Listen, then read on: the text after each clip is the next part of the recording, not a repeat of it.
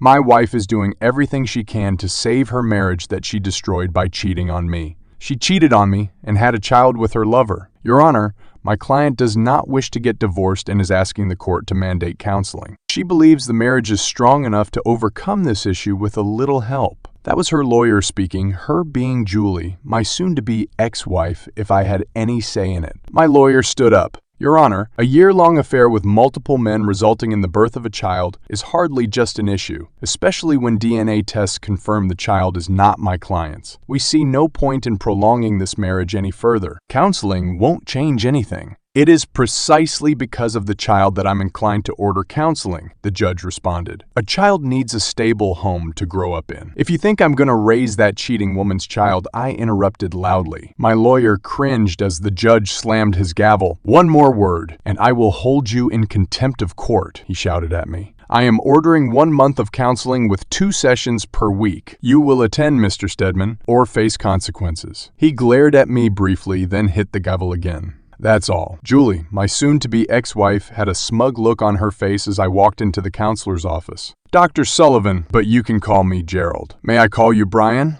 He smiled at me. No, you may not. You will address me as Mr. Stedman, I replied. Brian, there's no need, Julie began. And you don't speak to me at all, I snapped at her. I think we need to calm down, Dr. Sullivan said. Please, Mr. Stedman, take a seat. He gestured toward one of the 2 chairs placed side by side in front of his desk. I dragged my chair a good 6 feet away from Julie and sat down. Gerald let out a sigh. All right, then he started. I didn't catch the rest because I took out my AirPods and started listening to music on my phone. Gerald just stared at me for a moment before turning to talk to Julie. I couldn't hear what he was saying, so I kept scrolling through my phone, listening to my music. After about 15 minutes, I noticed Julie stand up. She gave me a hard glare and stormed out of the office. I took out my AirPods. All right, Doctor, great session. See you on Thursday. I'm canceling the sessions and sending my report to the judge. Even better. And with that, I left the office. The judge was clearly displeased. Give me one reason why I shouldn't hold your client in contempt, he demanded, glaring at my lawyer. Your Honor, you ordered my client to attend the sessions, and he complied by attending the first one,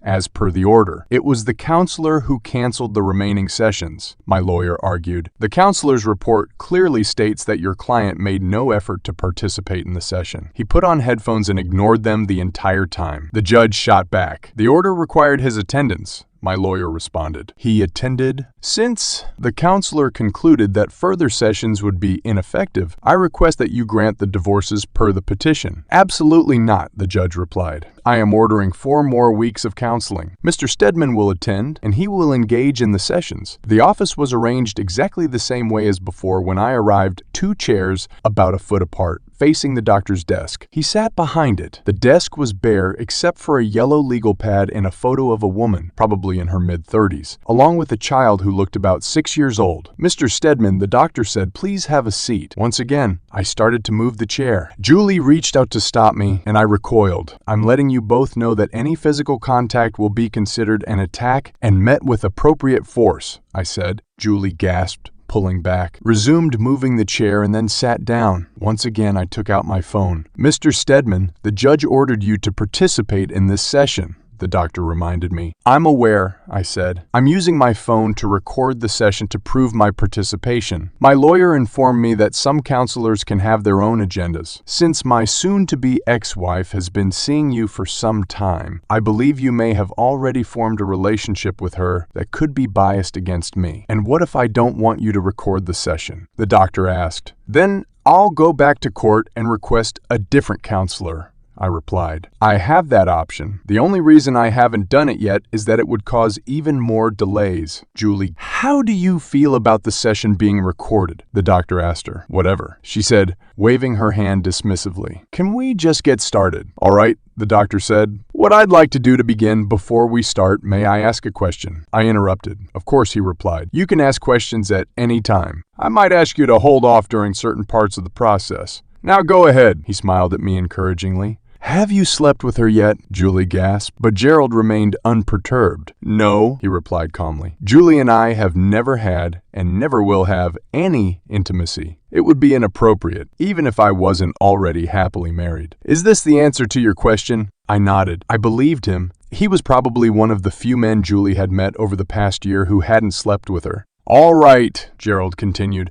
As I was saying, I want to start by setting our expectations. Since I've already spoken to Julie a few times, I'd like her to explain what she hopes to achieve in these sessions and what her desired outcome is. While she's speaking, I ask that you hold off on any comments or questions until she's finished. After Julie has shared her goals, I'll ask you to do the same. I stayed silent, holding back any comments. I avoided looking at Julie, she began. First of all, Brian, she began, do not speak to me, I growled. Julie, talk to me, Gerald said gently. Tell me what you'd like Mr. Stedman to hear. She hesitated, then said, I want him to know how deeply sorry I am for hurting him. I understand that what I did was wrong, but I was just so lonely with all the time he spent at work and away on business trips. I realize now how much pain I caused, and if I could go back and change the past, I'd do anything to make it right. I love him more than anything in the world. I truly believe we can overcome this if he would just give me another chance. I would prove to him that I can be the best wife any man could hope for. We could raise our child together, give them a wonderful life, maybe even have another child. I want us to be together, and I know we can get through this. I believe we can. Gerald smiled at her. Okay, thanks, Julie. Now it's your turn, Brian.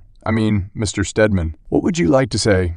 I gave him a cold look. I would like to see this lying, deceitful person suffer terribly. Julie burst into tears and ran out of the room. That wasn't helpful, Gerald said. I'm not trying to be helpful. That woman cheated on me for a year with half the men in the city, got pregnant, and tried to claim the baby was mine. If I hadn't been suspicious and requested a DNA test, I'd be stuck paying child support for someone else's child. Tell me, Doc, how should I be reacting? It's normal to feel angry, but you need to move beyond that anger and consider what you had. He replied. Do you really understand what you're talking about? I snapped. Have you ever felt that the love of your life, the person you trusted with your heart and soul, betrayed you so much that you doubted your own sanity? When I found out, I wanted to do something terrible to myself. And did you notice? She never apologized for what she did. Not for sleeping with all these men, not for the countless lies, not for forgetting about her pregnancy, not even knowing who the father of the child was. The only thing you can be sure of is that it wasn't the person who was supposed to give birth to her child, me. So since you have no clue what it's like to be in my shoes, don't just sit there with your holier-than-mouth smile and book knowledge telling me to overlook my anger. Right now,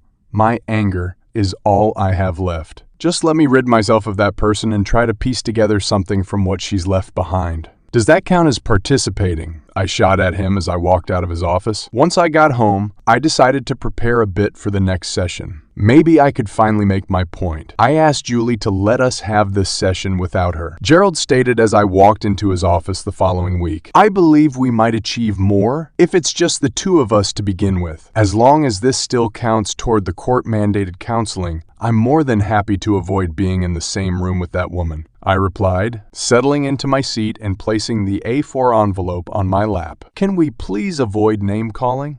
It's not helpful and only hinders our progress, he urged. I'm not interested in being helpful. I just want to get through these sessions and get that person out of my life for good. I never wanted to participate in these sessions. She's hell-bent on making me suffer as much as possible. She doesn't want the divorce because the prenup leaves her with nothing, so she's trying to force me to take her back. That's not going to happen. And what about the child? He is innocent. When he'd be spared from, he's neither my problem nor my responsibility. By your logic, I should take in every person who couldn't keep themselves together and ended up pregnant. Those kids aren't my concern. And neither is this one. Why are you so convinced that there is only one way? You clearly cared for her deeply. Those feelings don't just disappear overnight. Your anger is hiding them for now, but once it fades, and believe me, it will. You'll realize there are still feelings you can build on, feelings that could help you restore your relationship and even make it stronger. That smile returned, and I wanted to hit him. It was time for him to experience a bit of his own medicine. I pointed to the picture on his desk.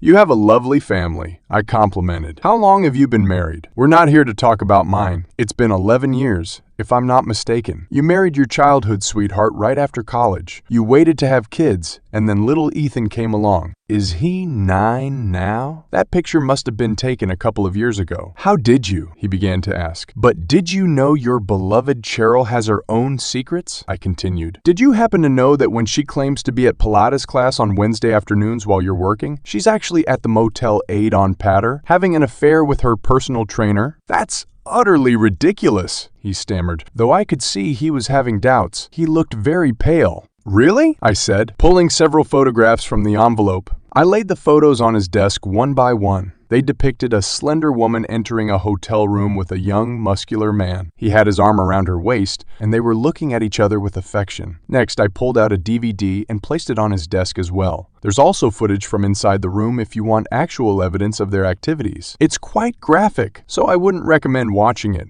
I made that mistake when I received my private investigator's report, and those images will haunt me for life. He looked as if he might be sick. "Oh, and one more thing," I said. "Ethan," he replied quietly. "Please, God, no." I pulled a DNA report from the envelope. It seems the fitness instructor isn't the first. He might be too young to be Ethan's father, but whoever the father is, it's not you, I said softly. He stood up and rushed into what I presumed was a bathroom adjoining his office. I heard him retching loudly into the toilet. "Do you understand now?" I asked as he sank back into his chair, tears streaming down his face. He looked at me with empty eyes. "Can you see the pain she caused me and why I need to remove her from my life?" He nodded weakly. "Good," I said, "but there's one more thing you need to know." A look of dread crossed his face. "Is there more?" he asked, his voice filled with despair. "It's all a lie," I replied. "None of what I just showed you is real. As far as I know, your wife is as loving and faithful as you believed, and Ethan is indeed your son." "But the photos?" he questioned. "Photoshop.